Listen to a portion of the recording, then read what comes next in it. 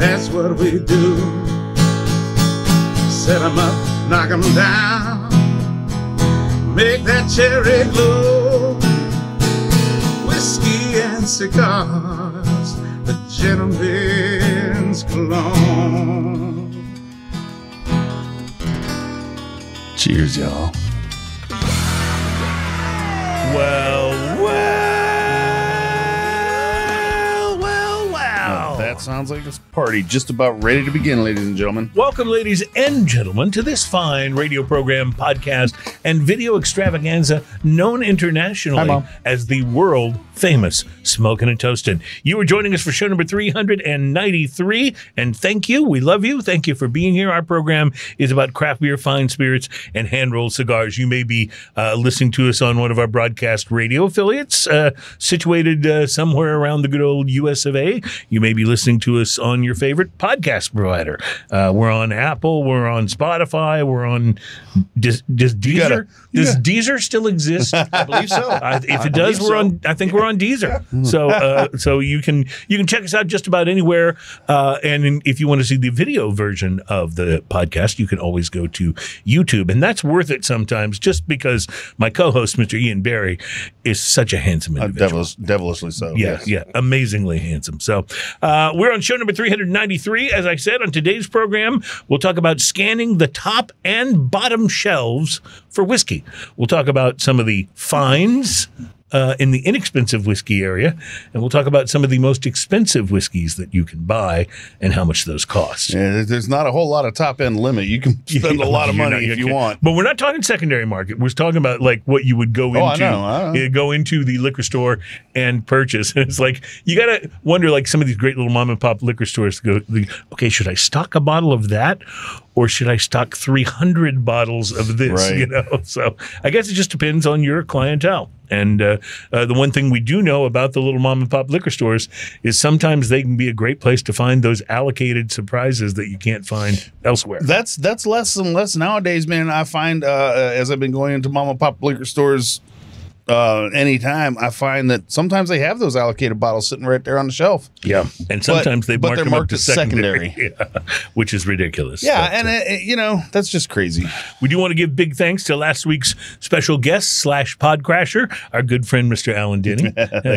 You saw Alan today, didn't you? Yeah. So we stopped and had a cigar over at Casa today. He's off shopping and doing other stuff, so he didn't pod crash today. Which I'm guessing. I was going to say I'm guessing we'll see him shortly, right? But, well, he could just show up. There's no telling. It's happened before, and it will happen again. What movie is that from? All this has happened before, and will happen again. Is that The Matrix? What is that from? Maybe I don't know. I've watched so many sci-fi movies in my long life. I used to say, I love all sci-fi, even bad sci-fi. But I have, in some cases, seen some movies that have made me kind of retract that statement. Yeah, that are so bad. I'm kind of like that with zombie movies. Oh yeah, I love zombie movies in general. Generally speaking, I don't like horror movies. I think they're lame and predictable most of the time. But zombie movies, even if they're lame and predictable, I really enjoy them. Well, if you're a sci-fi geek like me, and you even like bad sci-fi, I have 2 words for you: Battleship Earth. That will cure you of saying I even like bad sci-fi, because that's John Travolta. Oh, and that it's was so bad. The book is great. Is it really? I haven't read the book. The book is fantastic. The movie is. As good as the book is, they went the other direction. I love how movie producers will go, man, this book is fantastic. We need to make a movie about it. And all the good stuff in the book, we're going to change. We're going to take out or change. Yeah, exactly. I understand it can be hard to fit a movie or a book into a movie. That's why, thank God, the Lord of the Rings movies were as long and as many as they were. Yeah. Because good job on the Lord of the Rings movies. You know what was a bad job? The Hobbit. Yeah. Oh, the smallest book that was literally written at a grade school level. And now is now 3 movies. I haven't seen the latest Dune movie, or there's 2 of them, I think, now. But I did see the one that they did back in the 80s, the one that Sting was in, and the one that no one can understand what's going on unless you've actually read the book. Because they tried to cram so much stuff from the book into there. It was unintelligible unless you already knew what was happening. Right, unless you'd read the book before watching that movie. I had read the book, and I still didn't know what was happening. It's so easy to get lost. So in addition to scanning Scanning the top and bottom shelves for whiskey on today's show. We'll be tasting some, I think, pretty interesting things from the Texas Beer Company in Taylor, Texas, which is outside of Austin. We'll be trying their Pecos Amber. It's a lager, an amber lager, and I have actually had this one before. I'm going to be real curious to see what you think of it. From Sarasota, Florida, and Calusa Brewing Company. Beer. My wife brought me some beers back when she went to visit relatives. No, we haven't. Never had anything from Calusa. Yeah, my wife brought me some Calusa beers back when she went to visit family in Sarasota. And so cool. We have this Calusa Brewing Citronius, which sounds like a Marvel villain, but it's actually a hazy IPA. So I am Citronius. Now I have a picture of a guy with a lemon on his head. That's right. I will spit my lemon seeds at you, and it will be your doom. I don't know why it just flashed into my head. Remember in the Flea, the villain, the tongue? Yeah. Well, we've got a lot of really obscure movie references already going. We're only a few minutes into the show, so we're way off track. So you might be able to get a movie or comic book reference out of this beer. We'll also be trying from River North Brewery, Mr. Sandman. It's their double barrel-aged Imperial Stout. No, see, that just makes me think of Les Paul and Mary Ford. Oh, see, there you go. River North is from Denver, Colorado, by the way. And from Ian, you pronounced this word. We got together for some whiskey last night. This town in Mexico that this mezcal is from. It is Michoacan. from Are you saying that right? Michoacan. Michoacan. Well, here's the Michoacan. Yes. Yeah, here's the bottle. It's La Luna. Because there's a Michoacan, a meat market. There's a meat market called Michoacan. That's how you knew. Okay, I go there. All right. Anyway, this is not meat. It is an artisanal mezcal, and it's called La Luna, and we'll be trying that on the program today. We haven't had a mezcal in a while. No, actually, it's been a long time. And we will also be bringing you the most popular segment on the program. It's a little thing we like to call Drinking News. And today's Drinking News teaser headline: the words of Grandmaster Flash and Melly Mel have never been more important. I hit the wrong string. I was proud of that teaser headline. Yeah. And see, this was actually going to have been last week's Drinking News story, and I had already written it and gotten everything in place. And then the thing happened with the pole vaulter and his penis in the bar, and I was like, no, that's got to be this week's Drinking News. Well, it's still, Olympic time. So, life is like a jungle sometimes. Yeah. It makes me wonder how to keep from going under. Oh my God, I know we're just headed for doom in today's show. I just know This is what happens when we don't have a guest. That's right. Oddly enough, the guests keep us focused. They keep us grounded. So I'll also reveal our drinking fact teaser. Here's our drinking fact teaser, and we'll get to this drinking fact in just a moment. But the drinking fact teaser is: promise me now, Rose, that you won't give up or let go of that bottle of whiskey. So we'll get to that drinking fact in just a couple of moments. But before we do the fact, we have to drink the beverage of mystery. So, Terry, if you could play our little... The beverage of mystery. Oh, that's a beautiful And by the way, that mysterious music is called The Visitor, and it is by Shane Ivers. You can check him out at chosic.com. I'm a little uncomfortable with this beverage of mystery already because it looks like beer. Does beer make you uncomfortable? No, but usually our beverage of mystery is not a beer. But it can be. It's been beer before, right? Yeah. Oh, not only does it look like beer, it smells like a really good beer. Yeah. See, I don't always just bring in crappy things for the beverage of mystery. The beverage of mystery is a segment we do on the show. Malty. A beverage mystery is a segment we do on the show where one of us, today it's me, brings in a beverage that the other folks on the show do not know what it is. We taste it blind, we talk about it, and then we do the big beverage of mystery reveal. So there have been some pretty nasty beverages in the beverage of mystery. I know what you brought. Do you? All right, so don't say. Let's see what Terry thinks of it first.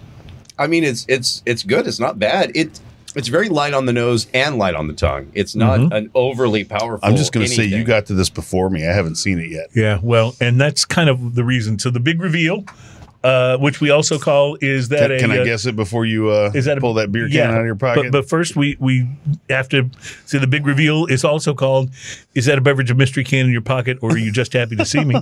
Sorry, I preempted that. The big reveal, do you want to guess, Ian? Oktoberfest. Oktoberfest from St. Arnold. 100%. It is. It's so good. And so you know why I had to bring this on the show as the beverage of mystery today? Well, because it's August. Yes, exactly. Yes, like 100%. It's August, so that's when Oktoberfest happens. Well, yeah. Well, that's when Oktoberfest beers happen. Well, you know, I guess saw, August Fest just didn't sound as good. I saw a thing of Reese's peanut butter cups yesterday, and they were the pumpkin kind already. Oh, okay. So at least they weren't the Christmas tree. Yeah. So Oktoberfest is so good. This is St. Arnold Oktoberfest. St. Arnold is a brewery right here in our hometown of Houston. They were named the mid-sized brewery of the year several years ago, and they have been around for 30 years. This is an annual release that they do, a seasonal, and it is one of the best Oktoberfests I've ever tasted. And there's so many good ones from around the United States, especially, but even outside. Like you can get an Iinger Oktoberfest when it comes out in the right season. It's fantastic. But I love Oktoberfest beers, the Mars and the malty, so good ridiculousness. It just makes me happy. So, and I wanted to point out that I don't always bring crappy beverages of mystery. I'm not always trying to malort you, my friend. Sometimes I'm just trying to bring a little happiness. I mean, you brought one of my life. favorite things on here. It was pretty easy to nail that one. The Oktoberfest? Yes. I had a feeling that you would guess this, but if you didn't, I was going to be like shocked and amazed. Yeah, shocked and amazed. All right, I think we have time to do the drinking fact before we round out this segment. So Terry, our announcer, will bring us in with the appropriate vibrato on his voice. And now it's time for another smoking and toasting drinking fact. You know, I'm probably about a month away from running out of drinking facts, but I think we'll just repeat them so we can continue to play that fanfare, because that fanfare is awesome. Almost had it. Hold on. Somehow it sounds more elegant on the ukulele than it does in the actual recording. Our drinking fact for today, back in 1912. Way back when I had an onion on my belt. During the style at the time. During the sinking of the Titanic. Ooh, this went dark. The chief baker on the ship doused himself in alcohol to withstand the freezing temperatures he would later be exposed to in the water. Wait, did he douse himself on the inside or on the outside? It doesn't say, but I have a feeling it's talking outside. Because I have a feeling like that could go one of two ways. He may have done both. Yeah, well, maybe. He managed to stay alive for 2 hours in the icy Atlantic Ocean and was later rescued and brought to safety. So, kids, there's a moral to today's drinking fact. If you're on a boat and it's about to go down, douse yourself in alcohol. Just stay away from matches and lighters and whatnot. That's probably a good idea. That's a true fact, though. He was the chief baker on the ship, and he survived the icy waters because he poured a bottle of something all over himself. That's crazy. Yeah. Crazy. Hopefully it was something like Malort that wouldn't have been good to drink, so you might as well use it for this purpose. So I mean, if you're going down with a ship, use what you got. Old number 7. Yeah, this will work for this. No problem. No problem. Oh, we got, what is this? That Conor McGregor whiskey. Let's use this. Smoking and toasting. We'll be right back.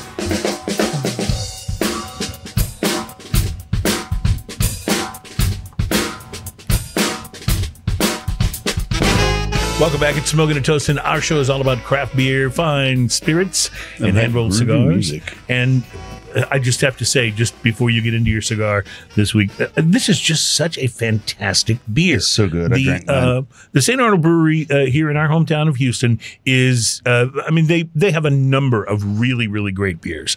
This might be their crowning achievement. This is Texas's oldest craft beer brewery, a craft brewery, and it's known as a mid-sized brewery, so it's a little bigger than the microbrews that pop up all over. And this place has been solid for years. Yeah, they really have. Good. So local beers, good stuff all around. Speaking of good stuff, I hope you had a good cigar today. You want to tell us about it? I actually stopped by Casa today. I actually sat down with our good friend Alan Denny, and he had other stuff to do. Nobody We talked cares about that about that earlier, guy. but yeah, nobody cares about that. But he had other stuff to do, so he's not on the show today. But that's okay too, because we could do a show by ourselves. We might get a little Believe it or not. We might get a little off track, but we can Please do don't use segment 1 of this show as indication So of that. the cigar I picked up, I picked up solely to make you jealous. Oh. I didn't even really want to do this because, you know, AJ Fernandez. You did it out of spite, didn't you? That guy, what does he know about making cigars? Yeah. Right? Okay, so no, for real though, AJ Fernandez just came out with a brand new cigar. It is the Dias de Gloria Brazil. Oh, now I like the Dias de Gloria blend. Yes. But I have not had the Brazil. So No, yes, the Brazil I am is jealous. brand new. I am jealous. And it's a Nicaraguan binder and filler with a Matafina Brazilian wrapper. Now you had me at Matafina because I love Matafina wrapper. Yeah, this Also one of the most expensive wrappers yeah. that you can put on a cigar, leading to the price point of this cigar.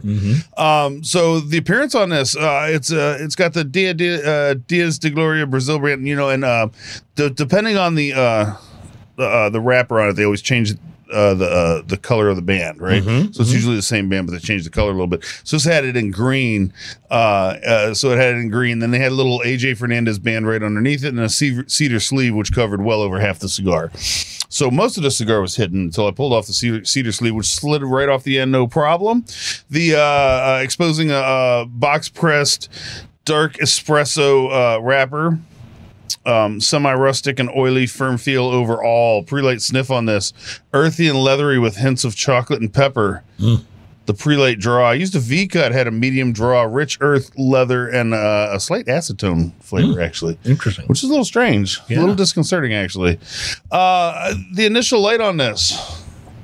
Well, I think you know where this is going. Yeah, I think I do. MBB makes me feel fine. Well, that's all we're going. Cedar with white and black pepper both happening. The Retro Hills peppery and cedar. The first third on this cigar, big smoky smoke. Baking chocolate and coffee, earth and leather, cedar and pepper, touch of cayenne and dark cherry. Yes. Retro Hills peppery and woody with a touch of sweetness, solid ash, good burn. Proposed pairing, añejo tequila, a fresh margarita maybe, or a Manhattan. Nice. Or barrel-aged stout. The second third of this, smoke rings. I blew a lot of smoke rings with this. This is such a dense smoke. A toasty sweetness sneaks in and amplifies the cedar dryness. The sweet chocolate on the lips lingered for a long time. More pepper and spices with a nutty undertone. Retro Hills peppery and sweet coffee with cedar. Solid ash, good burn. The last third of the cigar, sweet toast and coffee, along with baking chocolate, dark cherry, all on a bed of spicy pepper and cedar. Retro Hills peppery and sweet toast with cedar. Solid ash, perfect burn on the last bit of this. This cigar is priced at $14 for the Corona, which was 6.5 by 44. So not a very big cigar. Yeah. $14. I give it a solid 5. It was a great cigar. I wanted a little more Matafina goodness out of it, but it was a great cigar. I am so jealous, and we'll be right back. It's Smoking and Toasting. Welcome back, my friends. Music from the Suffers and our little bumper music there. That band is, what do they call it? Gulf Coast Soul, I think is what they call their so good. Their style. They are awesome. Check them out, won't you? They're on all the major music platforms. The Suffers. While Ian is pouring our first beverage, which we will get to here in a few moments, and that is the Pecos Amber Lager. That's good sound effects you're creating there, sir. Doing what I can, man. I try to make it fun and fresh every time. Dig in that. Tell you about my cigar for this week. I smoked the Espinosa Mercialago Toro. It's easy for you to say. Now, Mercialago is not Donald Trump's resort in Florida. It's Spanish for bat, the kind that fly, not the kind that you swing. And this cigar was originally launched by Espinosa in 2009, and it went on to become a bit of a cult classic. It was originally created by Eric Espinosa and former United Tobacco partner Eddie Ortega. And the cigars were made by Don Pepin Garcia. So good reason to assume that this was a pretty good smoke out of the gate. And it was very popular. But then United Tobacco broke up. And when it did, Eric Espinosa kept the rights to the Mercialago brand, but the blend stayed with Don Pepin Garcia, and the cigar basically just disappeared. Okay. Then in 2015, the next iteration was blended by Eric and Amilcar Perez Castro. But that blend also went away eventually. And I swear I did not know this until after I had started smoking and reviewing the cigar. But the current version of Mercialago was blended in Nicaragua by AJ Fernandez. Of course. I did not know this. And I'm looking up information so I can, talk about it, with some degree of knowledge. And sure enough, the Toro is a 6x52, pretty sharply box pressed with a beautiful Mexican San Andres wrapper that practically calls to your palate with whispers of a promising smoking experience. The label's real cool too. Yeah, it is. I used my trusty punch cutter and took a nice pre-light sniff, and I tested out the cold draw. I got a gritty chocolate, some floral notes, and a distinct jolt of pepper, leading me to believe that Ian is going to wind up picking up the ukulele before this review is over. And that time is now, because the moment I lit up the Mercialago, I was greeted with our old friend with the terrible theme song, the NPB. NPB makes me feel fine. Are you sure that's the right chord? Okay. Yeah, man. And then our old friend. So yeah, I hate that. Where's the jasmine part? The NPB, or as it was originally known, the Nicaraguan Pepper Blast. And I mean, it was a blast. Now, there was creaminess and chocolate working with the pepper in the first third, which kind of evened it out, with espresso in the retrohale and a hint of malt. The second third developed into a pretty quintessential AJ Fernandez blend: earth, coffee, leather, and of course, black pepper. He's pretty consistent with those through a lot of his different blends. The final third, the flavors intensified, if that's possible, and the cigar just kept getting better and better. This stick might be better than a Man of War, and almost as good as a Belas Artes. Oh, yeah. You really enjoyed this. I reviewed this years ago, and I remember really enjoying it, but I wonder if it was an earlier iteration of it. It may have been one of those earlier blends. Chocolate mousse, savory meatiness, and a hint of salt all made an appearance before I got it down to the nub, as you will see in that picture right there. Construction, damn near perfect, which always impresses me if it's a box press cigar, because that's a much more difficult cigar to keep the burn even. Once you actually have to slightly underfill a cigar that you're going to box press, because you have to have room to press it. The burn was perfect, the firmness was perfect, and the draw could not have been more perfect. Strength was medium to full, right in my sweet spot. So for me, it was perfect. If you're getting the impression I liked this one, you would be correct. Now, obviously, I'm a fan of AJ's work, but this one that he blended with Eric Espinosa is just spectacular. It did seem to smoke just a little bit fast. That's probably because I couldn't stop puffing on it. I'm serious. At today's prices, the Espinosa Mercialago Toro is about a $10 cigar. Now, honestly, although I love some of AJ's blends that are a couple of dollars cheaper, if this one had cost me $12 or $13, I would not have batted an eye. You said bat. And exactly. You caught that. I'm impressed. And I would have immediately bought more, which I will do, by the way. Excellent cigar, wonderful experience, price to quality 6.5 at a $10 to $11 price point. It was fabulous. I enjoyed it as much as any cigar I've smoked in a long time. It was just absolutely fantastic. And as you mentioned, and people will see it in the photos if you're watching the video on YouTube, but the band is really cool. It's this sort of shiny, fluorescent almost looking surface on the band, and it's got a really coolly drawn bat. It doesn't look like a bat. It's kind of purple and is it purple and gold? Is that what it is? But it looks kind of like somebody was drawing a new logo for the front of Batman's costume. That's kind of what it looks like in terms of the way the bat is shaped on there. So anyway, great stuff, and I recommend it quite highly. So on to our beer tasting. This is the first segment of the show where we taste something that we know what it is. And this one is a Pecos Amber Lager from the Texas Beer Company, which is located just outside of Austin in Taylor, Texas. And your thoughts, sir, since I know you've already begun your research. My research leads me to believe that this is crispy and delicious. Sir. I would have a tendency to agree with you. This is classic amber lager with a little extra bite on the end, and in the best possible way. This is 2018 Gold American Style Amber Lager. So from the Great American Beer Festival. They definitely earned that award. Yeah. So I thought this was spectacular. My wife brought me home one of these, and she loves to bring home like mixed 6-packs from the grocery store and see if she can like bring home beers I haven't had. It's like a little contest almost.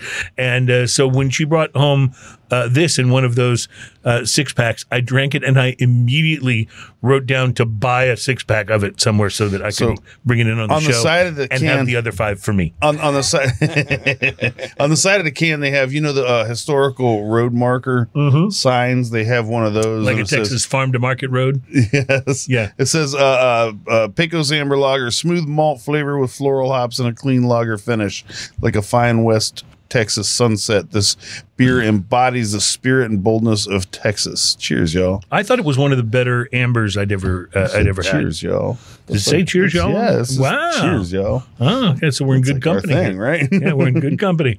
I think it's delicious. Like you said, it's a very crisp.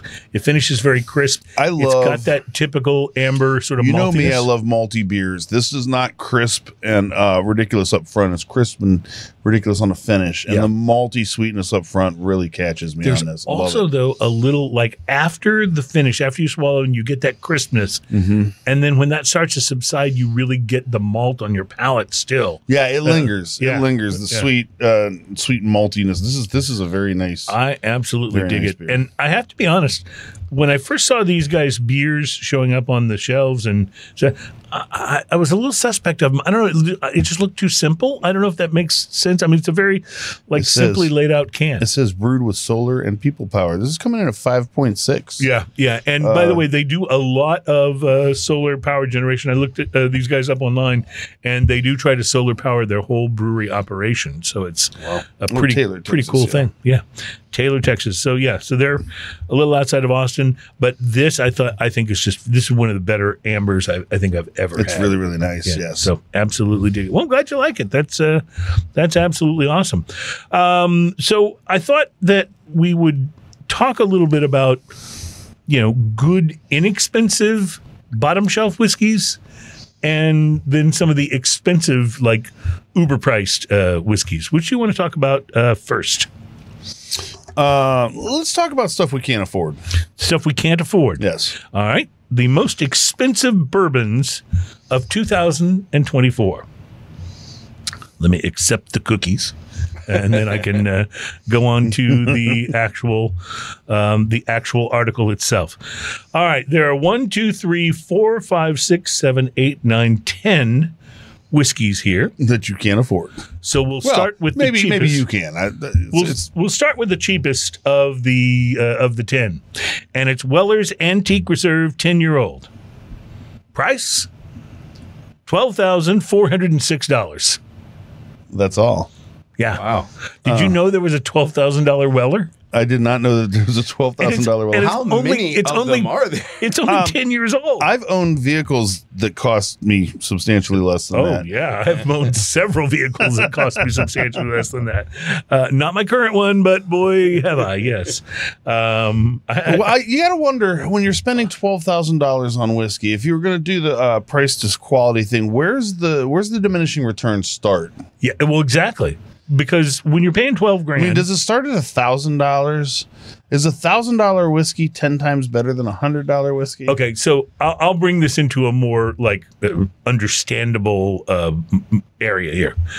My favorite tequila's my favorite spirit. My favorite tequila is the Jose Cuervo Reserva de la Familia. Yes. When I first started buying it, it's around $100 a bottle. It's now up in the $140, $145 range as all tequilas have become more expensive. I really like to always have a bottle of that at my house, so that, celebrating something special occasions, you break that out, you enjoy it. It's really, really good. But when I actually am standing in line at Specs purchasing that bottle, I ask myself if it really is better than, let's say, 4 bottles of the tequila that we had on the show here several weeks ago that we thought was really good. Yeah. And it was, what, $40? Well, I think we do know that it's 15 times better, at least, than the Cuervo Gold. Well, yeah, there's no question about that. Like, there's at least that consolation prize. Cuervo Gold is to Reserva de la Familia the same thing that Old Number 7 is to some of Jack Daniel's amazing, like Sinatra or some of those. Exactly. So, but I've had cars that cost less than this. In fact, I had one car that cost me $1. My dad sold me a car for $1 once when I was I'd gotten into an accident and it was like an older car and I just had, liability insurance on it. So I had no money to put towards another car at the time. So my dad goes, we were going to get rid of this car. I'll sell it to you for $1 if you come pick it up. So I drove up to, got it right up to my dad's, gave him the $1, bought the car, brought it back. And it was, I used to call it, my dad's name is Rex. I used to call it the Rexmobile because it was one of those older, like Oldsmobile, huge things, and I found it was your father's Oldsmobile. It was, and I found that car was a chick magnet. It was. Also, the back seat was as big as a full-size bed. All of the chicks were like 75 or older, but it was a chick magnet. Nice car, Sonny. I drove the Rexmobile for a while. Next whiskey on the list, the Hirsch Reserve 15-year pot still. $15,509 suggested retail Don't price. know. I've never. I can promise you, I probably have never had anything on this. Well, maybe. I don't know. Have you ever heard of this one? The Last Drop 1980 Buffalo Trace. Buffalo Trace is famous for making amazing whiskey that's under $40 a bottle. Yeah. This one is $15,914 a bottle. Colonel E.H. Taylor, Old Fashioned Sour Mash. $19,728. I don't know about a whiskey that I have to take a lean out on. Old Rip Van Winkle, Handmade Family Reserve 16-year-old. $20,047. Wow. And just out of curiosity, at what point did they sit around? They've let the whiskey mature. It's been in the cask for 16 years. They take it out, they taste it, and they go, gentlemen, this is fabulous. I'm going to price it at $20,000. Yeah. Where do you get these bottles? I mean, I don't even think they have a glass case strong enough at specs. They do have some of these. They do have some of these things at specs. Okay, yes. Okay. How about the end cap at the whiskey aisle and the cognac aisle? And it's outrageous. Yeah. How about Pappy Van Winkle's Family Reserve 17-year-old? $22,666. Can you imagine being the cashier that checks that out? I want to know if that's what Chris is going to be pouring at the. Because he always has a bottle of Pappy that he pours at the. You need an armed escort to get to your car after that. Michter's Celebration Sour Mash. Scored a 94 in the ratings. $23,584. Hold on a second. Wait, slow down, Turbo. They gave away cars that cost less. $25,000 and it scored a 90, a 94, a 94. Yeah. That's just like for $25,000, you need to be scoring above a 94. I'm just trying to get through this list in the time we have left. No, in this we're segment. not going to make it. Old Rip Van Winkle Twisted Spoke 16-year-old. $31,170. Pappy Van Winkle's Family Selection 23-year-old. $34,976. And finally, Old Rip Van Winkle 25-year-old.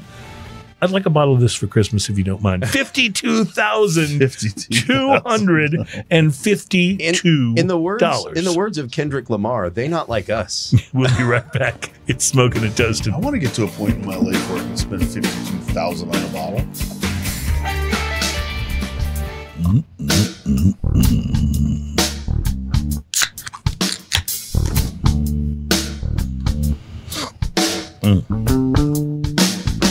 Yes, sir. In our last segment, welcome back, by the way, it's Smoking and Toasting. Our show's about craft beer, fine spirits, and expensive spirits, and cheap spirits, and rolled cigars. In the last segment, it's very spiritual we're today. Closing out the last segment, and Ian said, I want to get to the point in my life, you said, where I can afford to buy a $52,000 $52,000 bottle of whiskey. And my response to that is, I want to get to the point in my life where I can come over to your house and just drink some of your $52,000 whiskey. That's what I'm looking for. I mean, I remember when we had the guys in from Heaven's Door, Bob Dylan's amazing whiskey company. And Bob Dylan joins the ranks of only a few celebrities. Metallica comes to mind, that they actually have a really good celebrity spirit, because Heaven's Door is excellent. But I remember they brought in, and we sampled here on the show, a whiskey that sells in a leather binder book type thing, and it's $400 a bottle. Mm-hmm. And that was at the time, I think, the most expensive whiskey I'd ever tried. We had, I don't remember how much the cost of the bottle was, but we also had Balvenie. Balvenie 31? The 30, yeah. Oh, the 30, yeah. We had, you're right. That had to be $1 or $2. Yeah, that had to be $1 or $2. So, and that was at a Balvenie event, though. Yes. Where that was really special. But yeah, you did some math, which you're really good at doing, because you are able to keep us where we're kind of at a constant state of halfway to 500. That's right. On the show. So approximately 16 1-ounce shots in a 750 milliliter bottle. Okay. Mm-hmm. So if you take that cheapest expensive whiskey that you had, it was somewhere in the neighborhood of $12,000 for the Weller. That means each shot in that bottle is $750 each ounce, 1 ounce pour. Wow. $750 per 1 ounce. $750 per ounce per shot. Per 1 ounce shot. I mean, I don't shoot whiskey, but still. Right. I mean, the shot is a measurement. Shot glass, right? Exactly. There's another interesting thing I'll go through here about expensive whiskeys. This is from a Yahoo Finance article, the 25 best whiskeys in the world. So this doesn't necessarily just talk about price, but these we're going to assume are all in the pretty expensive price range. Maybe not as expensive as the ones we mentioned, but they're 25 best. I thought we'll go down that list. First of all, though, let's taste this beer. Let's do it. I haven't tried it yet. This is, my wife brought this back from a visit to Sarasota, Florida. It is Calusa Brewing. They're in Sarasota, and this is their Citronius. I am Citronius. You will bow to my rule. It's a hazy IPA, and they show evil-looking octopus. An evil octopus. Which anything with octopus, I'm down. I love the whole octopus thing. If you haven't watched My Octopus Teacher on Netflix, I've heard of it. Stop listening to the show now and go watch it. It's that good. It's that good. But Citronius hazy IPA. I hope you like citrus. This is something between lemon and orange juice. And I mean that in kind of the best way. It actually looks like it too. It's so hazy. You're right. You really do get the lemoniness in there. Now, a lot of citrus IPAs, the hazies, deal more on the orange to grapefruit side. This is lemon and floral. Yeah, lemon and floral with some orange zest. I feel like you get the lemon in the front, and then it kind of turns into orange in the back. Mm-hmm. Hazy IPA with 100% Citra hops, pouring a hazy gold. Citronius blasts with the fresh flavor and aromas of citrus, mango, and tropical fruits. Read that into that lemon. Yeah, exactly. Lemon is a tropical fruit. The single hopped hazy IPA is a true showcase for the juicy, dank, notoriously big character of the dynamic Citra hop. So the dank is not as dank as you would think in this. No, there is some dankness, but it's not This is brighter tasting. It's delicious than I expected it to be as well. It's really nice. It's very lemony. I can't stop saying that because it's so outside of having a lemon shandy, this is as lemony as I've ever had in beer. You're absolutely right. It's like a lemony snicket. I'll mention. I don't know what that means. I'll mention a lemony thing because I have added a drink to my repertoire, my very small repertoire. Coming in at 6.5 on this, by the way. I have added a drink to my my very small repertoire of cocktails that I can make that are really, really good. I'm not a bartender. I'm not a mixologist, but I have learned to make a great dirty martini, a really good margarita, a fantastic vodka gimlet, and now I have added another another drink to that called the Lemon Drop de la Cruz.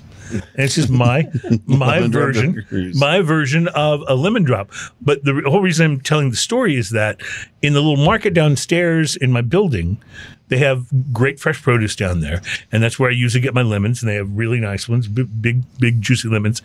But I picked up something called a sweet lemon down there. It was labeled as sweet lemon. It was a little more yellowy, the color to the rind of the lemon. About this sweet lemon. I tried using the sweet lemons in a Lemon Drop de la Cruz, and it did not work.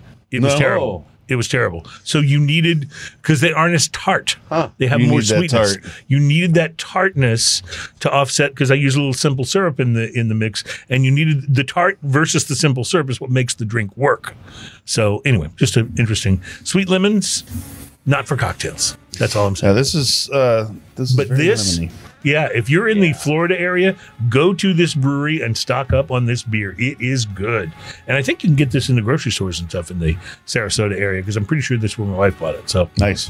So thank you, Mary, for bringing home awesome beer, really as she is wont to do, and the entire show. I love the nose on this, though. Yeah. Oh, it is. The nose is so floral and lemony. Did we mention this is kind of lemony? Lemony. Smoking and Toasting. We'll be right back.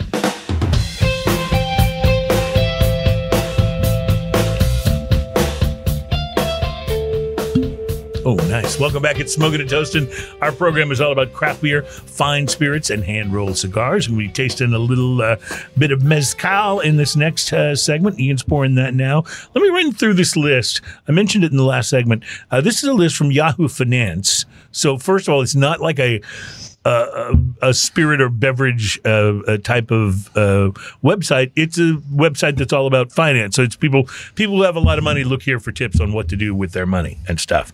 And apparently some of it is buy whiskey. Here's their list of the top 25. And by the way, whiskey can be an investment. Here's a list of their top 25 best whiskeys in the world. That's what the article is called. They started number 25 with Balmore 15-year-olds. Familiar with it? Yeah. Balmore 15-year-old. I'm not sure what the price point is on it, but yeah, I've seen it. Okay. 24 is Nikka, Nikka, Nikka from the Barrel. I haven't had the from the barrel. I've had the coffee and a few others from Nikka. But it's a blended whiskey, but they bring it in at number 24 here on their list. Number 23 is the Henry McKenna single barrel. Henry McKenna's real good. Four Roses 135th anniversary limited edition small batch. There's a lot of syllables after you said Four Roses, and I assume there's dollar signs attached to every syllable. By the way, you and I went out last night and enjoyed a few whiskeys, and Terry was there with us, and we enjoyed a few whiskeys at Reserve 101, which is a really cool little bar, premium whiskey bar here in Houston. And they do on Sunday nights, which is when we were down there, they do a barrel pick night where they do special prices. I think it's $8 or whatever on $6 per pour on their special barrel picks. And there was a whiskey, and you'd had this before, and then I tried it last night, that and you can help me remember the name of it, because it was like drinking a snickerdoodle. It was that was the Doc Swenson's. Doc Swenson's, and it was a special barrel pick that they did. Man, it was good. So I'm not really that familiar with Doc Swenson's whiskey, but I'm going to be trying some, if that was any indication of what their whiskey is like. And the crazy thing, okay, so first off, all these are, barrel picks for Reserve 101, so they're not going to do a barrel pick on something that they think is just okay, super run of the mill. And so the least expensive pour on there, I think, is a $12 or a $16 pour, like right? normal menu prices, right? But a lot of them go up to $20 per pour. We're talking about a single ounce. But on barrel pick night, it's $6 no matter which one you pick. For a 1 ounce pour. That's cool. So you can buy a double for the price that you would, for sometimes less than the price that you would buy. You would normally buy one, one. Like for the price that you would buy like a Weller Special Reserve or a Buffalo Trace. And it's pretty amazing. Their Elijah Craig was outstanding. Yeah, I didn't try that. That was probably one of my favorites. I will try that one the next time. At number 21 on the list, Russell's Reserve 13-year-old. I haven't had the 13-year-old. Compass Box Hedonism is number 20. Are you familiar with Compass Box? A Compass Box, yes, but not the hedonism. Okay, so that made the list. They had a Compass Box on the list last night, too. You mentioned Elijah Craig. At number 19 on this list is Elijah Craig Barrel Proof Batch C923. That's very specific. Very specific. But, Elijah Craig is... I have a barrel proof, and I'm not sure which batch it is. Elijah Craig was the first distiller to age his whiskey in charred oak barrels, earning his place in history as the father of bourbon. So says Yahoo Finance. Did you know that? That's a good story. I like the story. Number 18 is Green Spot, and I have had this. In fact, I have about half a bottle of this Green Spot in my is quite bar good, right now, yes. and it's really, really good. And because I have half a bottle of it in my bar, that lets you know this one is not all that expensive. Just saying. Jack Daniel's Coy Hill Single Barrel at number 17 on the list. Haven't had that. I'm excited because I've only got a tiny bit left in it, but I actually have this one in my bar. Number 16 is the Bunnahabhain 12-year-old. Yeah. It's very, very peaty, very delicious. Pappy Van Winkle 15-year-old is number 15 on the list. Number 14 is Glendronach Revival 15-year-old. Glendronach's just good anyway. I know I'm going to absolutely butcher this next name. I have not had it. It's the Aberlour Abunada. Oh, you've had it. I have? I brought it. Did I know how to pronounce it when you brought it? I think it's Abunda. Abunda. Yeah, Okay. and it's fantastic. Yeah, it's absolutely fantastic. Yeah, it's actually owned by Chevis, by the way. I did not know that. The Loch Lomond 18-year-old. I'm not familiar with it. I don't know if I've had the 18. Yeah. Oh, you had some of Loch Lomond. How about Talisker 10-year? Talisker is so good. That's number 11. Talisker on the is list. one. So that's the only Isle of Skye. Mm-hmm. And it's so unique compared to all the other scotches. Mm-hmm. And price point, I think it's $60 to $70. Mm-hmm. It's fantastic. It's a must have on my shelf at all times. Love it. So we're into the top 10. Hibiki 17-year-old is number 10. Are you at all familiar? I've had Hibiki. I don't know if I've had that particular one. How about Highland Park 18? That's number 9. Highland Park 18. Number 9 on the list. We're now into, of course, the top 10 whiskeys in the world. And now they give me an advertisement and then send me to a real estate site. I'm not interested, folks. Let me just go back to... There we go. Ardbeg, how do you say it? Ugadale?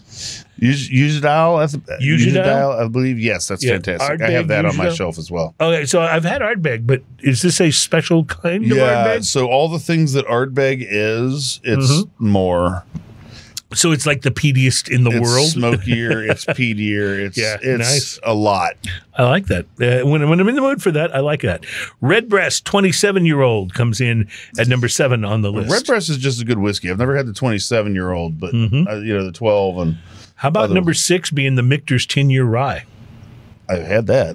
Yeah. That's not even brutally expensive. It's not that under $50, right? Yeah, I think so. Well, that seems right to me. I could be wrong.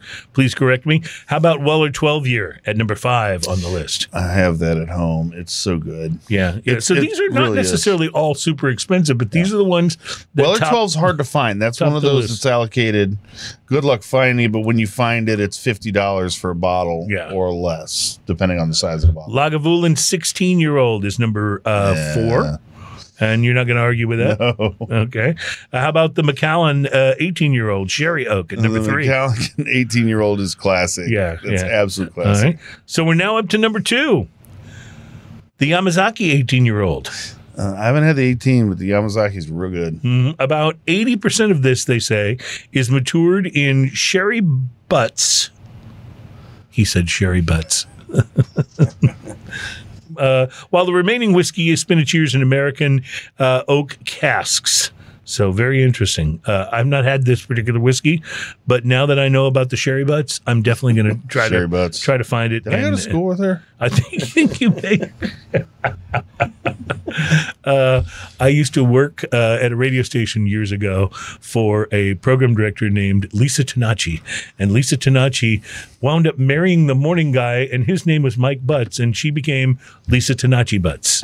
There's something about that. I don't know what it means. I just like saying Lisa Tanachi Butts. The number 1 whiskey in the world, 2024, according to Yahoo Finance, George T. Stagg 2024. I'm sorry. George T. Stagg 2022. I said the wrong one. So, what do you think of that? Have you had the George T. Stagg 2022? I don't know that I've had the 22. Yeah. So, but George T. Stagg, yes, that's the tall bottle that says distinctly on it George T. Stagg. Yes, and it has the horn, like the antlers on it. So I have the shorter bottle, what used to be called the Stagg Junior, and I have a couple bottles of that, and it's absolutely amazing. The George T. Stagg is, I think, the next level. Oh, very cool. So, all right. Well, there you have the list. Again, the first list we gave you was those ultra super expensive ones.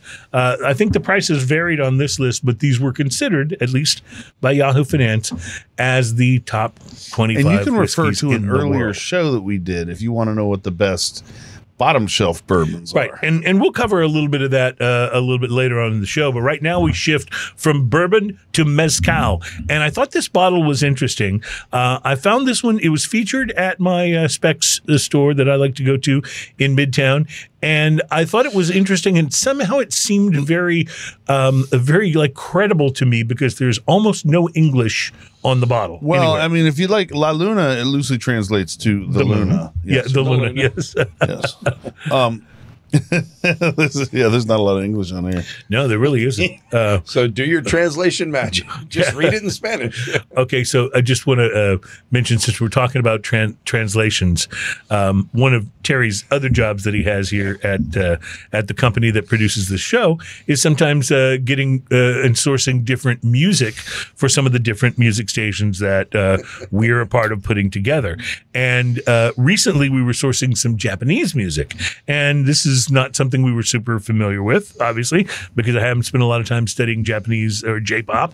But one of the songs, the artist name came over not in like written in English, but written in like the actual Japanese characters. So Terry found the song, was able to put it in, but he then ran those characters through Google Translate, and the name of the recording act, Terry, was Toilet Bound Boy Band. Toilet Bound Boy Band. So now you know why I wanted to tell that story, because it's just funny. I was like, and it really did. That's what it was, the characters. And of course, I couldn't tell. I'm just like, yeah, that sounds good.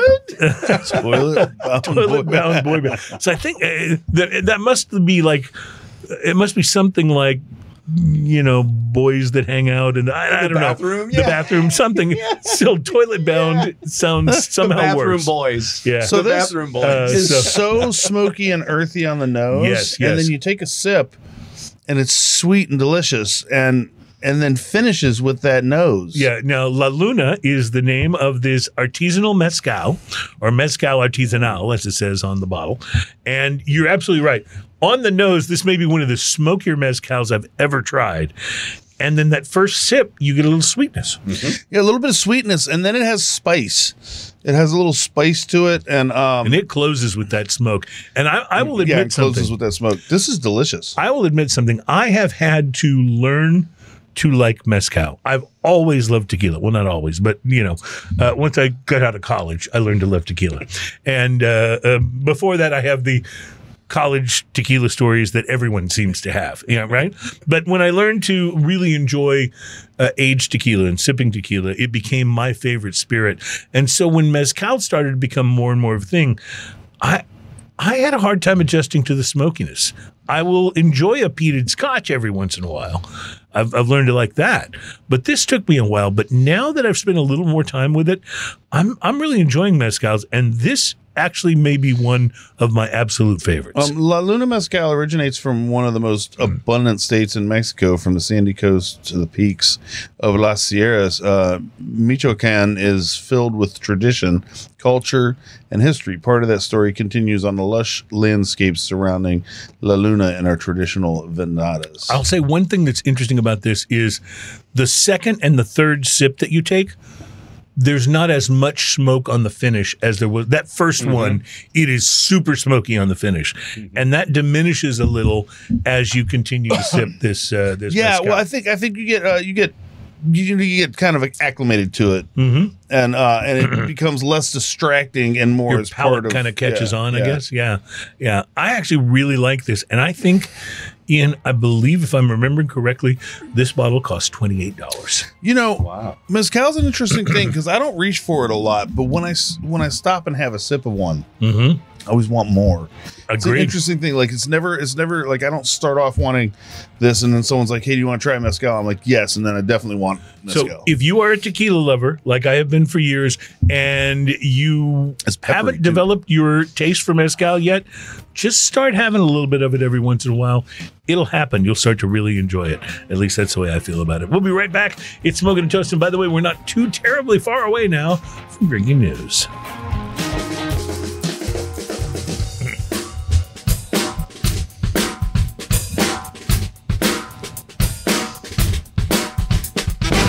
Welcome back. It's Smoking and Toastin'. Our program is all about craft beer, fine spirits, and hand-rolled cigars, and occasionally just other random things. Like, for example, when we found out during the break just now that Ian had not seen the Barry Gibb talk show skit from Saturday Night Live, and so I'm not kidding. When the show's over, I will catch up on it. I feel like I'm missing part of life. You can see it. Talking about chest hair.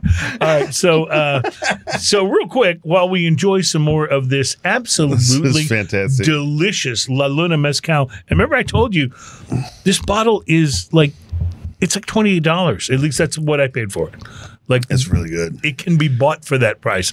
And that's pretty outstanding because it's getting harder and harder to find a good tequila under $28 of any kind. But this is quite good. Now, I have a list here. We talked about the top shelf whiskeys.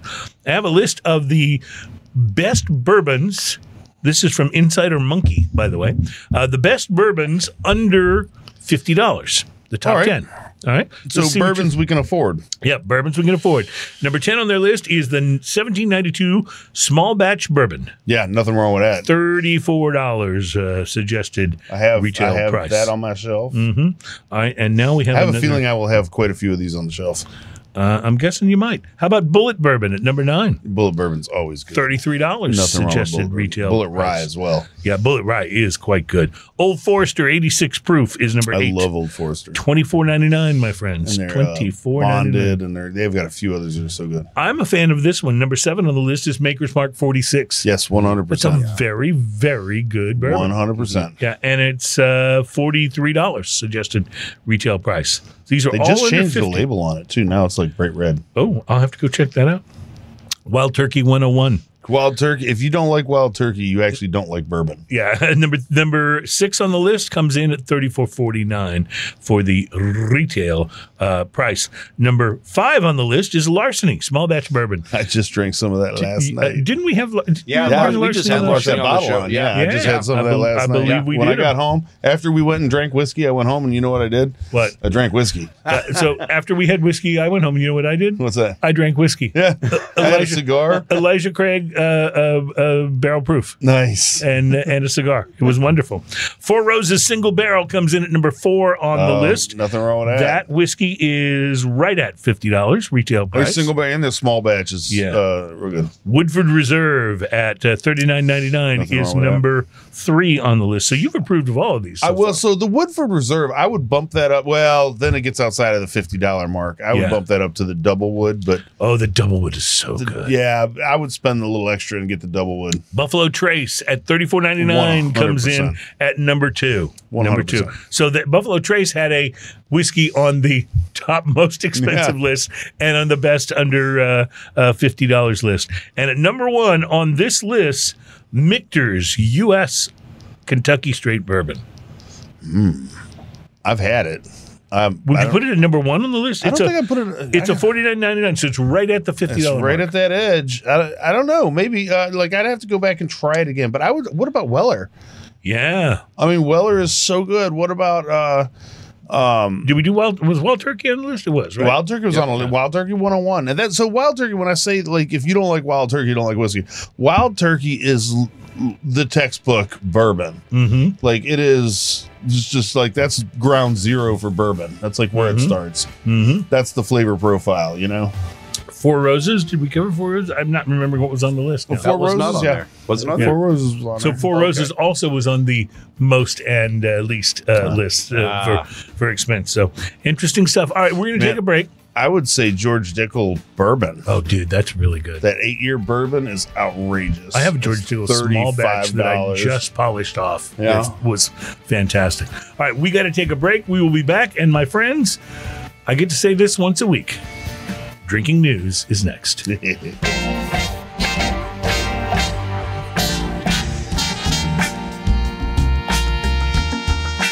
Welcome back, my friends. It's Smoking and Toasting. Our show is all about craft beer, fine spirits, and hand-rolled cigars. This time for what has turned into the most popular segment on our program, inexplicably, but, sometimes there just aren't explanations for things. That's part of living in our weird universe that we inhabit. The Drinking News segment is where we bring you a story from the news. It's not a parody or it's not made up, but the story is actually real. It occurred somewhere. It is sometimes, maybe even often, about drinking.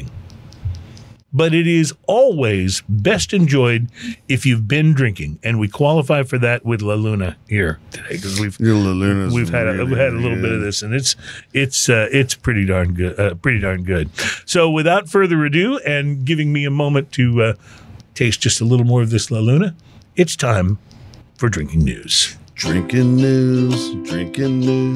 Now it's time for drinking news. Drinking news. Now it's time for drinking news. A Florida man with one arm said he had a gator for a pet. When asked about his absent arm, he said, I had to take my gator to the vet. Drinking news. Now it's time for drinking news. Cheers, y'all. And I love you, Mary. You're awesome. She has the best voice on that. It cracks me up every time. To the vet. Today's Drinking News story comes with a content warning. This might cause you to have to explain some uncomfortable things to your kids if they are listening, so we'll sound the parental warning alarm. This is a Drinking News parental advisory. Parents, please hide your children. Thank you. A story that's been making the rounds in the news this week reminded me of the power of an untrue or unproven allegation to take on a life of its own and become, despite any corroborating evidence, accepted as either true or, I don't know, but it sounds like it might be true. It's feasible, at least. And either way, it becomes a part of the zeitgeist.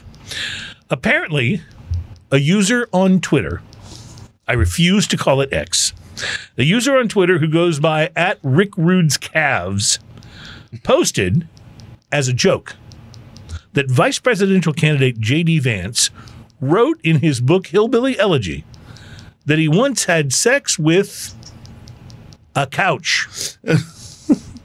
A very pretty couch, mind you, but still. Yeah, I was going to say, was it a hot couch? A couch. Now, the claim was provably false, as you can read the book, and that story does not appear in it anywhere. But an Associated Press article pointing this out to debunk it suddenly went viral. And before long, the joke was everywhere, including late-night TV monologues and all the places that you'd expect. And it didn't help much when Vance himself, at a political rally, said something about not wanting to make his wife mad or she might make him sleep on the couch. So just a thought, JD, maybe don't mention couches in your speeches until this whole thing kind of dies down. Just a little free political Hey, man, if a man wants advice. to get on with a couch. The power of a made-up, salacious story is sometimes even bigger than a true one. I'm sure there are plenty of actual things that politicians or celebrities have really done that will go viral like this, but the power of these fictional ones, or at least ones for which there's absolutely no evidence, can be huge and can be potentially damaging. I distinctly remember a story that circulated back when I was in high school, way before the internet, about rock and pop singer Rod Stewart. The claim was that Rod the Mod had been rushed to the emergency room one night and had his stomach pumped because he'd supposedly been getting very oral with a large group of sailors. A large group of sailors in San Diego. Now, this was a story that just would not die. All of this despite there being no proof of any emergency room visit, no confirmation from any doctors, and no evidence whatsoever that this actually happened. The story continued to be passed around for years. And speaking of hospital visits, there's another story that also predates the internet that went even more viral than Rod Stewart's, even before anybody coined the phrase going viral. And you know this one. If I just say Richard Gere and the word gerbil, you know exactly the story that I'm talking about. Again, absolutely no evidence was ever presented that this was true. That's right, Mr. Hat. There's no record of him being admitted to Cedars-Sinai, which was what the story claimed, and no proof that the actor had ever experimented with a small rodent in the way that the story describes. Interestingly, Richard Gere once said that he thought it was Sylvester Stallone who started the rumor. So there's that. Yo, Adrian, you hear about Richard Gere? Now, since I've just done a really bad Stallone impression, I will make it up to him now by promoting his excellent TV show Tulsa King, which returns to Paramount Plus for season 2 on September 15th. Watch it. It's awesome. Now, the gerbil rumor, though, leads us to today's drinking news story. And this one is true. About an Indian man. An Indian man. I threw you for that one, didn't I? Yeah. I thought maybe you'd do some little, sort of snake charmer type of. It's super not prepared. Yeah, I apologize. I should have given you the heads up. Oh, yeah, it's something kind of sitarish. I like that. An Indian man whose name, thankfully, has not been revealed. Otherwise, you wouldn't be able to pronounce it probably. Yeah. Surgeons in Hanoi, Vietnam, were forced to operate on the 31-year-old Indian man when he was admitted complaining of abdominal pains.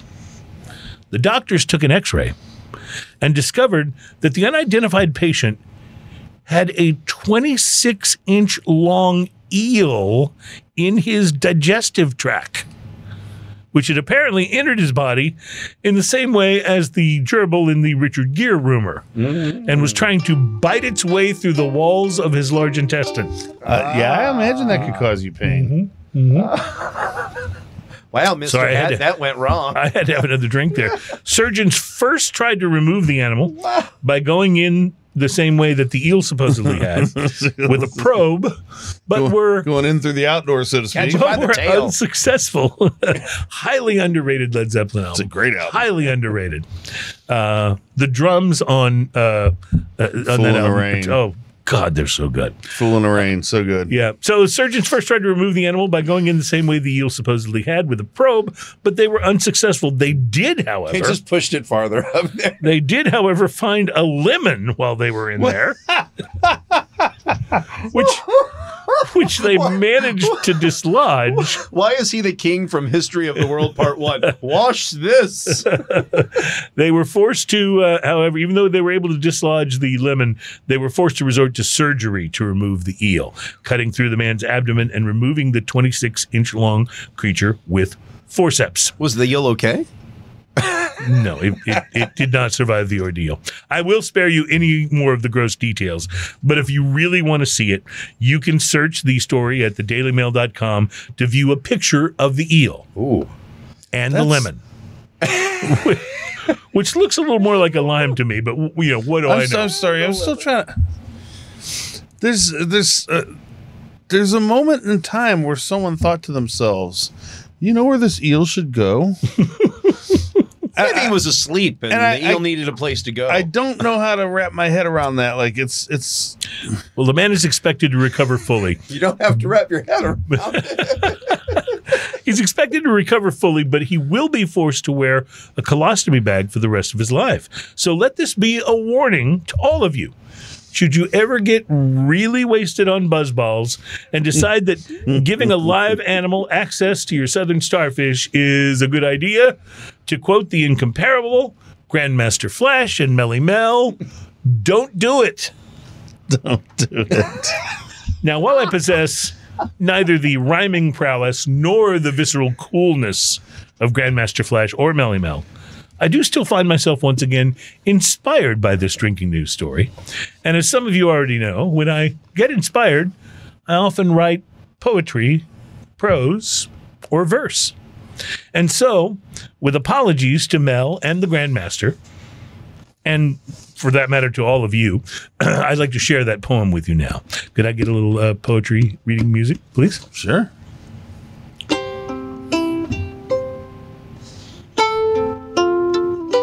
And it goes a little something like this. Doctors tried to remove an eel, but efforts failed, and they were forced to cut. They removed a long eel, and this advice I'll reveal.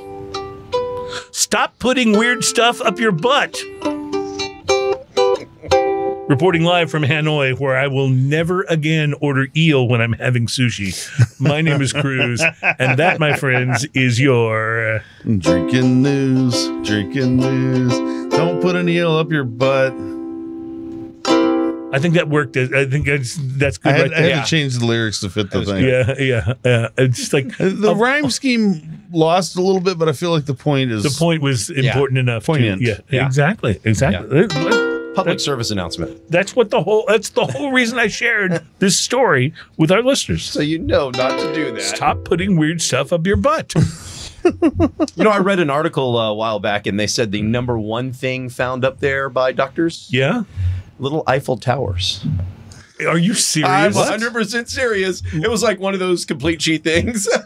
So you're saying that the number one thing that doctors find that gets lodged up there and that they have to that people put up there, or they somehow sit on it wrong. Is there a right way to sit on the Eiffel Tower? I believe just it in was time for the Paris Olympics. I believe it was the legendary American Fonzie who said, "Sit on it and rotate." Remember that? Remember when that was an insult? But I don't think he meant that like sit on that Eiffel Tower. See that Eiffel Tower? Sit on it and rotate. But it begs the question: why isn't it little Empire State Buildings? I mean, does the Empire State need to do a little more to? Well, maybe entice? Maybe it's the shape of the Eiffel Tower that makes it hard for them to get it back out. Oh, good point. That's why they're always ending up in the hospital. Yeah. That's a good point. Doesn't mean it's the number one thing that gets inserted.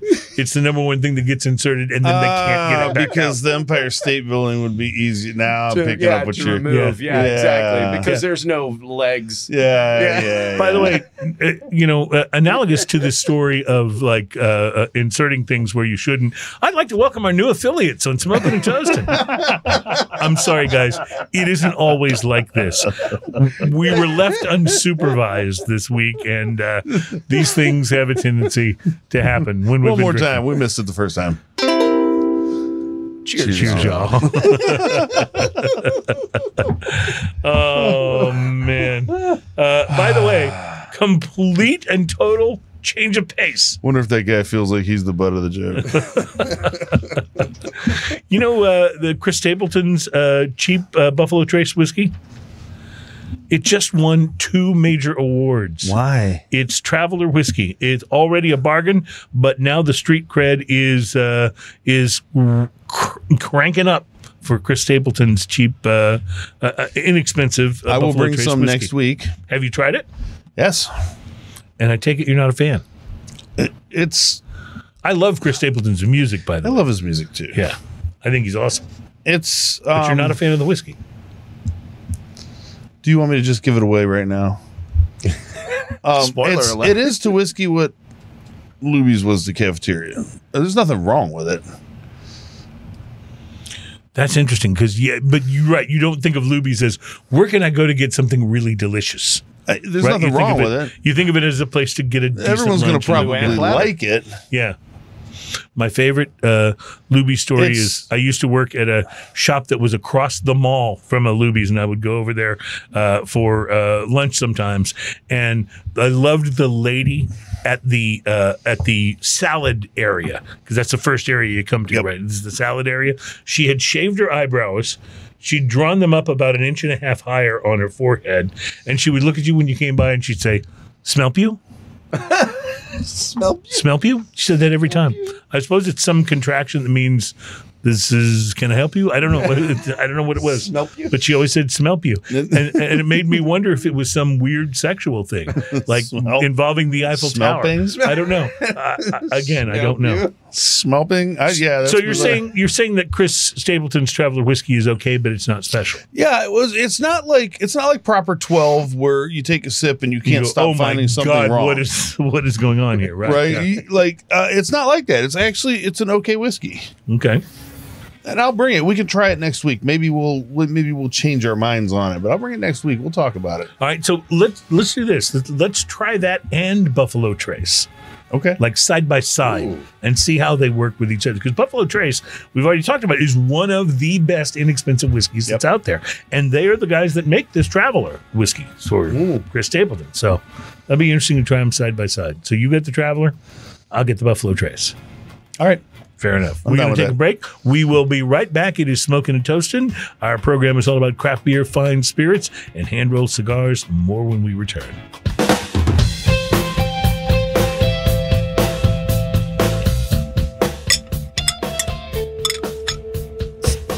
Wow. Welcome back to where the sound effects are real, ladies and gentlemen. No manufactured, pre-recorded sound effects, except, of course, for the fanfare and the except for the manufactured parental warning fanfare. But yeah. By the way, we were talking about the Chris Stapleton whiskey, and so you're going to bring some in next week, the Traveler. The Spirits Business American Whiskey Masters 2024 competition gave that whiskey a gold medal. That's the second highest rating from the competition, with the highest being the Master Medal that was awarded to just 9 whiskeys across 19 categories. And then the whiskey, as we mentioned, it's from the Buffalo Trace Venerated Antique Collection, which also earned gold with Thomas H. Handy Straight Rye, along with acclaimed bottles from some of their other top labels, including Weller and E.H. Taylor. So it at least comes from a very reputable whiskey origin, right? Yep.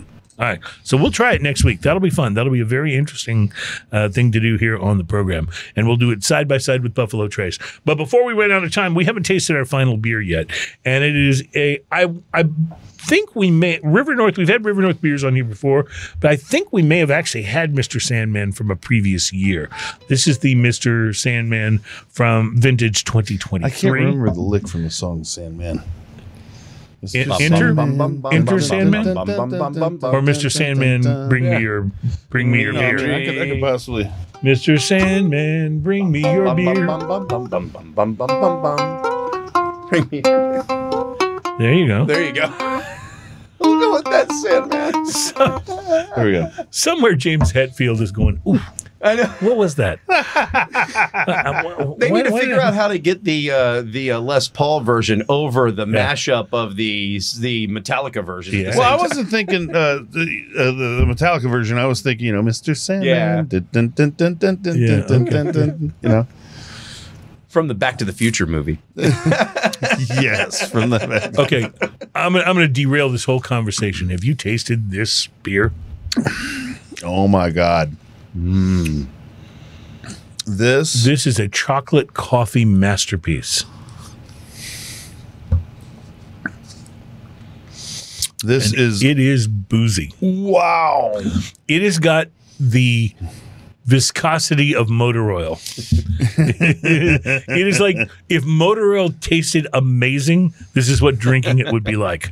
So it's also got a very bready kind of thing yes, going it does. on, like even almost like even a gingerbread note to it here. Yeah, this is so River North is a very very respected brewery. I'm busy drinking. And they've done this double barrel aged Imperial Stout. This is their 2023 version. It's got just a beautiful little bit of carbonation to it too that really tickles. Barrel number 1 was Colorado bourbon, and then they aged it in that, and then they took it out and they aged it in barrel number 2, which was a Colorado whiskey. So both very likely from the same distillery. But one was their bourbon, one was just a straight whiskey. I wonder if they don't disclose what which distillery? Like could be Spirit Hound. Or They one of do those. disclose that it's 16.44%. It's beautiful. So this is your perfect floating down the river beer. I want to put this in a large 30 or 40 ounce Yeti cup. It's so thick, I don't know if you could even get it through the straw. You got to use one of those Bobo straws. Yeah. it's like the first 15 minutes of trying to drink. It's like having a what the Frosty from Wendy's. You know, you can't get it through And you the straw can't at get all. it through the straw. Yeah. Not a lot of information on here. Wendy's turned that into a straw spoon. Remember that? Oh yeah, where it's a spoon on the bottom and a square straw, which on is the top. ingenious until you're down to that last half inch of your liquid. And you know, the inventor of the spork was like, "Damn it, I had the cool plastic You utensil." do realize that there has to be a best of everything. Yeah. I owned a titanium spork. Wow. What'd that set you back, if you don't mind me asking? It was oddly not as expensive as you'd think. But I thought to myself when I saw the titanium spork, I thought if you're going to have a spork, Yeah. you want the best damn spork you can possibly get. But what Taco Bell did you get that at? The win a prize? The inventor of the titanium spork no doubt said, "I should charge $2,000 for this." And he's like, "No, I'll sell it for like $3." Inherently, a spork is an inferior device. My friend, you have not seen Toy Story 4. Oh, Because in Toy Story 4, the spork, whose name is Forky, is in fact the coolest animated character of all time. Everybody loves him, and his existential crisis is apparently he keeps trying to kill himself. Yeah, it is not what you expected. It's very dark for a kid's movie. It really is because Sporky keeps trying to commit suicide. He thinks he's trash because he's been thrown away, and so he keeps just trying to go to the trash. Tom Hanks keeps having to dig him out of the trash. Or Tom Hanks's character, because the girl put eyes on him, and now he's a toy. Yeah. And so they're trying to bring him over from the trash side to the toy side. But what's brilliant about the eyes is they're those like googly stick-on eyes, and so one of them's up here and the other one kind of falls down. Like, and it's brilliant. It's one of the most they have brilliant. Forky shorts on Disney I'm Plus, just going to derail this even further. What? Have you seen the googly eye plant skit that Christopher Walken does on Saturday Night Live? Oh no, but this sounds like something I must see. The googly eye gardener or something like that. It's absolutely funny. You know, I'd just like to point out that even though we've been drinking the La Luna, we've been drinking a beer that's almost 17%, I still somehow had the wisdom and the foreknowledge. This beer is so good. To not break into a Christopher Walken impression when you were doing that. I wanted to, but I was able to restrain myself. And I think that says something very important about my character, because nobody wants to hear your Christopher Walken impression. Everybody does one and they're all bad. You have to be really good at it. If you're really good at it, I want to hear it. I'm not. But I'm not. I'm not. Yeah, I'm not. I have a friend who can do it, but I'm not. I don't try. Yeah. So thank you for listening. See, I told you it was bad. That sounded a little more Captain Kirk. Yeah, actually. well, you're right. You know what? I'll take it. I'll take it. So I really will. Well, we do want to thank you for listening to this program, because we really enjoy doing it. we have fun here. Yeah, we do. But thank you guys so much. Thanks to Adam in the Sky. Our producer, Terry, is on the wheels of steel. My name's Cruz. My partner is Ian Barry. That guy's crazy. Have a great week, my friends. We'll talk to you next week when we'll try Buffalo Trace alongside Chris Stapleton's whiskey. And cheers, y'all. You don't